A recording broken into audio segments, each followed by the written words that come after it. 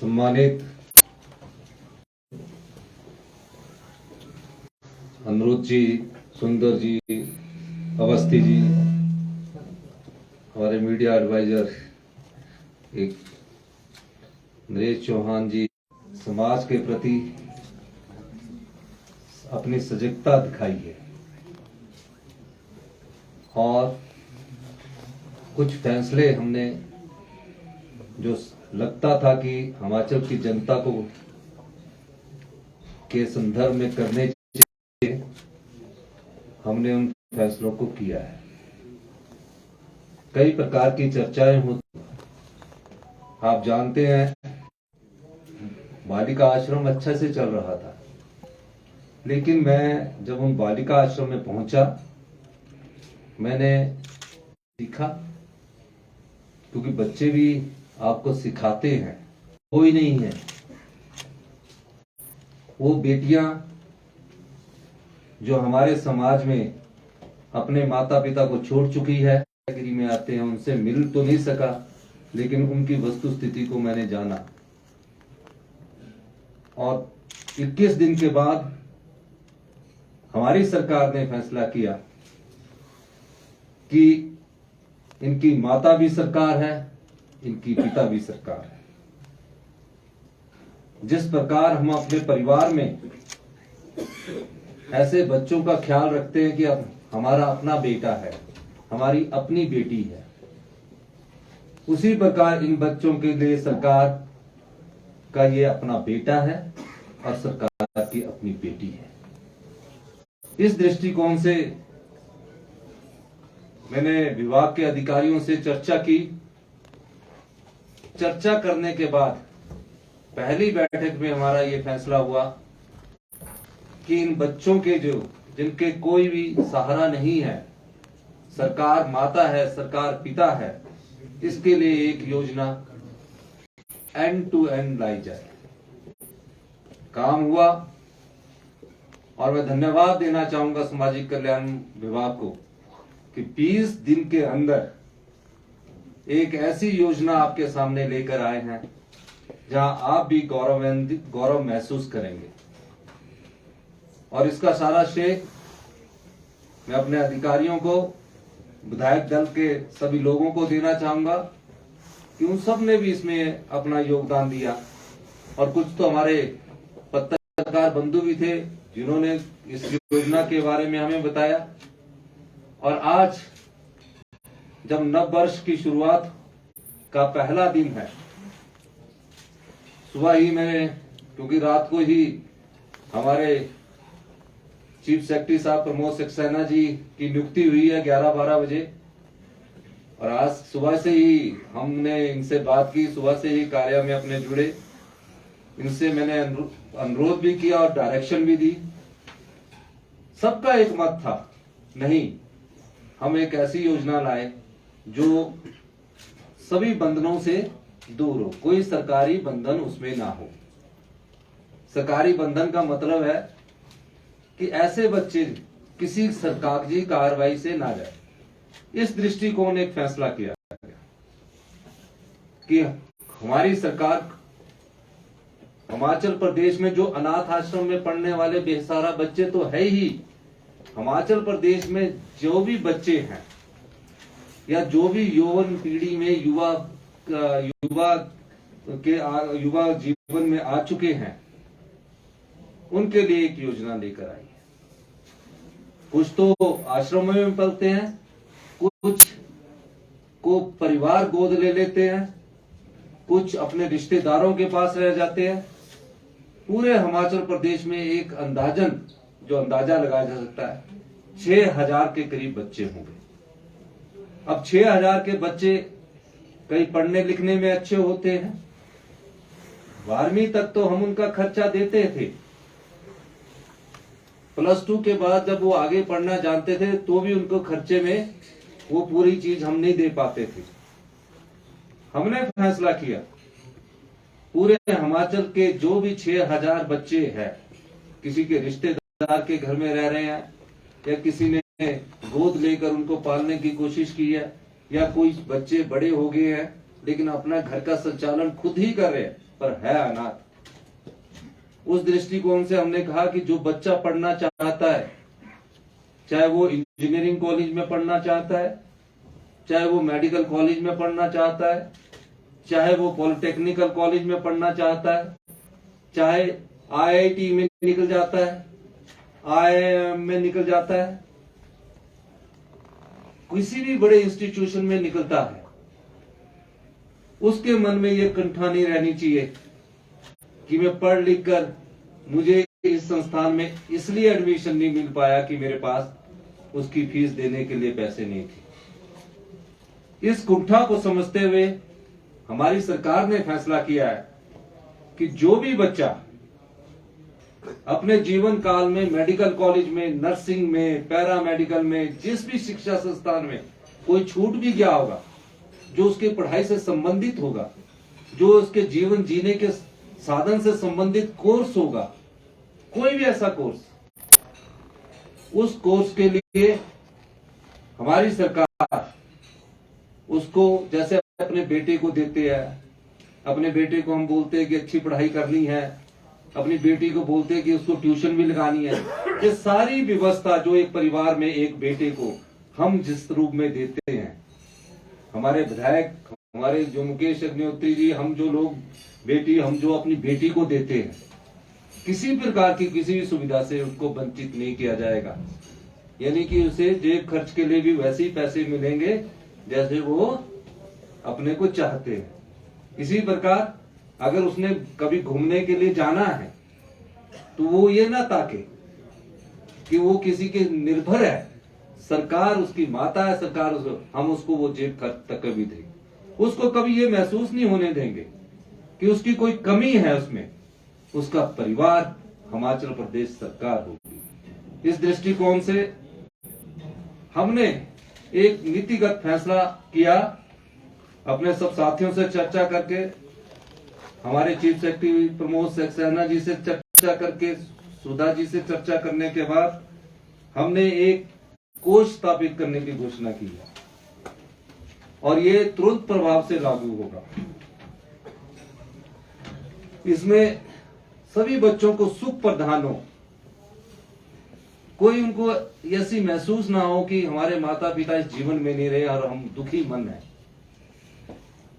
कि दुखी मन से वो कभी मत सोचे और हम किसी पर निर्भर भी ना हो, उन्हें ये लगे कि आज हम सुख है, हमें सुख मिल रहा है। इस दृष्टिकोण से हमने ऐसे लोगों के लिए मुख्यमंत्री सुखाश्रय सहायता कोष स्थापित करने की घोषणा की। इसमें 101 करोड़ रुपया उन बच्चों के लिए आज से तुरंत प्रभाव से लागू हो जाएगा। 101 करोड़ रुपया ये कोष होगा, ये एफडी होगी, उनके जीवन जीने के लिए जो भी जरूरत होगी उसको जीने के लिए ये कोष 2023 में शुरू किया जाता है और ये तुरंत प्रभाव से लागू हो गया। मैं सभी पत्रकार बंधुओं से भी ये कहूंगा कि कोई बच्चा आपकी नजर में भी आए जो अभी पढ़ना चाहता है, हम उनको सहायता करते हैं, 5,000 दे दिया, 10,000 दे दिया, हम उसके भाव को खरीदने की कोशिश करते हैं, दया भाव को हम करने की कोशिश करते हैं। इस दृष्टिकोण से मुश्किल था 101 करोड़ रुपया निकालना, लेकिन जब मेरी चीफ सेक्रेटरी साहब से बात हुई तो उन्होंने कहा कुछ कंपनियों से हम CSR से लेंगे, कुछ हम लोग भी उसमें कंट्रीब्यूशन करेंगे। पहले कंट्रीब्यूशन में हमारे जितने भी MLA हैं, वो जितनी उनकी क्षमता है, लेकिन सभी MLA जो कांग्रेस के, मैं धन्यवाद देना चाहूंगा सभी MLA का कि हमारी उनसे बातचीत हुई, ये भी अपनी इस सरकार की पहली पे का 1 लाख रुपया उस कोष में दान करेंगे। तो इस संदर्भ में भी मैं इनका भी धन्यवाद करना चाहूंगा कि MLA ने, हमारे जितने भी MLA हैं, 40 MLA हैं, भारतीय जनता पार्टी के MLA से भी मैं अनुरोध करूंगा, हमारे पास तो थोड़ा अमाउंट है लेकिन सरकार की तरफ से 101 करोड़ 100 प्लस 101 करोड़ रुपए का ये कोष स्थापित किया है। ये सिर्फ उन बच्चों के लिए हमारी पहली योजना है और इसकी और विस्तृत जानकारी, इसके साथ और भी एकल नारी है, यही बच्चे नहीं है। एकल नारी में कोई बेटी हमारी 22-24 साल के बाद भी विधवा हो जाती है, पढ़ना चाहती है, पढ़ाई करना चाहती है, उसको भी पूरा मिलेगा। और इस योजना में जब तक उसको हम जब तक उस बेटी की शादी नहीं हो जाती, शादी का खर्चा भी हमारी सामाजिक कल्याण विभाग उस समय की परिस्थितियों के हिसाब से उठाएगी। तो ये हमने एक योजना आपके नाम आपको आज उन बच्चों के लिए 2023 के इस नव वर्ष में उनको हमारी तरफ से एक तोहफा है। अब हिमाचल में वो ये भाव नहीं रखेंगे जो भी बच्चे हैं कि उनके पास माता नहीं है, पिता नहीं है। सरकार उनकी माता भी है, सरकार उनकी पिता भी है। वो बच्चे अब किसी की दया भावना पर नहीं टिकेंगे। उनकी भावनाओं का सम्मान करना हमारा सरकार का पहला दायित्व है। ये वो वर्ग है जिसकी उपेक्षा होती रही है। इस दृष्टिकोण से कभी देखा नहीं गया इस वर्ग को। हम औरों को सुविधाएं देते हैं, हम और नागरिक आते हैं समाज के, हमारे पास हिमाचल की जनता आती है, अपने लिए कुछ मांगने आती है। ये बच्चे हमारे पास मांगने नहीं आए। इन बच्चों ने हमेशा सहा है, अब इनके सहाने के दिन दूर हुए हैं। इस मुख्यमंत्री सुखाशा सहायता कोष से 101 लाख करोड़ की 100 करोड़ प्लस 101 करोड़ रुपए की राशि तुरंत प्रभाव से जारी की जाती है। और आप पत्रकार बंधुओं से भी मेरा अनुरोध रहेगा, आपके ध्यान में जब भी आए, सामाजिक कल्याण विभाग इसकी नोडल एजेंसी है, हर जगह इनके डायरेक्शन होंगे। क्योंकि एकदम ये योजना आई है तो इसके लिए अभी थोड़ा टाइम लगेगा उनको विभाग में भेजने का। लेकिन आपके ध्यान में कोई बच्चा ऐसा है कि जो मेडिकल कॉलेज में है, इंजीनियरिंग कॉलेज में है, कहीं और सिलेक्ट हो चुका है, आप हमारी सेक्रेटरी से सीधा संपर्क कर सकते हैं। ये पैसा उनको सीधा उनके अकाउंट में जाएगा। और उसके जेब खर्च, जैसे हॉस्टल में रहता है ना बच्चा, हमने हॉस्टल का लाइफ भी देखा, तो वो देखता ना रहे कि किसी के पास मेरे पास पैसे, तो उसके लिए भी एक हम पैसा उसको, जेब खर्च का पैसा भी हम उसको देंगे। इस नव वर्ष में ये हम अपने बच्चों के लिए लाए हैं, अपने उन बच्चों के लिए भी जो अनाथ आश्रम में ना पढ़कर किसी के घर में रह रहे हैं, वो सब लोग इसी योजना से प्रभावित होंगे। और समाज का जो वर्ग अछूता रह गया है, हमारी सरकार की प्राथमिकता उसमें पहली है। इसी संदर्भ में मैं सभी लोगों का, आप पत्रकार बंधुओं का भी धन्यवाद करता हूं। जय हिंद, जय भारत।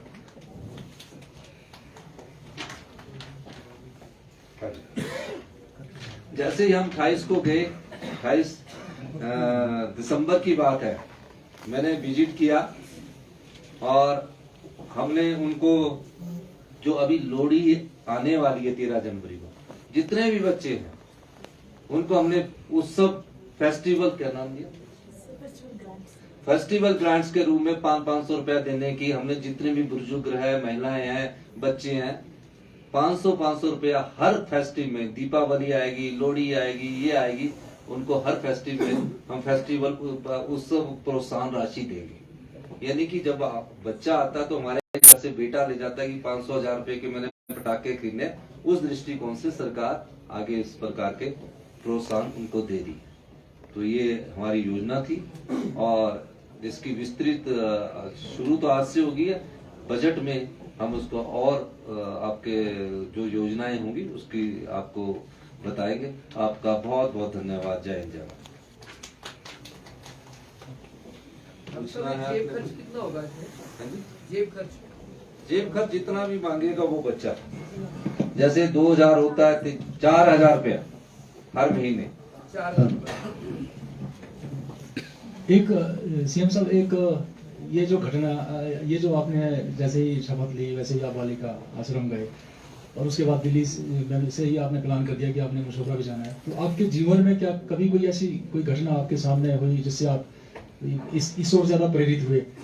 ये जी, मैं, ये जो बच्चे थे, मैं स्कूल टाइम में पढ़ता था तो अनाथ आश्रम से कुछ बच्चे हमारे साथ स्कूल में पढ़ने आते थे, तो एक भावना थी होती थी, तो बेचारे शाम को जैसे दोस्त बन जाते हैं ना, कई बार कॉलेज में दोस्त बन गए, तो जैसे मैं पीयूसी में गया तो कॉलेज में दोस्त बन गया, तो कहता कि यार मैंने बोला दीपावली है, तो उसके मन में फीलिंग आती थी कि मेरा तो घर ही नहीं है, तो हमको तो खर्चा करने के लिए भी इकट्ठा होना पड़ता था।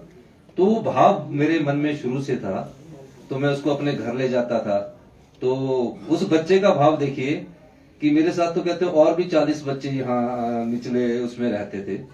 तो उस दृष्टि से मैंने देखा कि उनको पैसे की भी कमी ना रहे। तो एक भाव था, मुझे मौका मिला, मैं आज उस भाव का, उस बच्चे का भाव, आज वो मेरी उम्र का होगा, आज तो उसके बच्चे भी होंगे, लेकिन वो खेलने में बहुत अच्छे होते थे, लेकिन उनकी भावनाओं की कदर नहीं होती थी, क्योंकि वो एक जाके सुबह वहां से हॉस्टल से उठना जाना, उनको वो मात्र प्यार नहीं मिल पाता था। तो मैंने सोचा इस सरकार का पहला दायित्व बनता है, इस दृष्टिकोण से हमने ये योजना लाई है। धन्यवाद, बहुत बहुत धन्यवाद। सर मेरा सवाल ये था कि ये जो है पूरे स्टेट में क्या डिपार्टमेंट के लोग इन चीजों को देखेंगे या कोई और एजेंसी इसमें काम करेगी? नहीं, हिमाचल प्रदेश सरकार उनको देखेगी। और एक और चीज बनाऊं, इसमें कोई आय नहीं पूछी जाएगी, किसी से आय का सर्टिफिकेट नहीं लिया जाएगा। सिंपल एक कागज में उसकी एप्लीकेशन आएगी, हमारा डिपार्टमेंट उसको अप्रूव कर देगा, कोई ऐसी बात नहीं। धन्यवाद।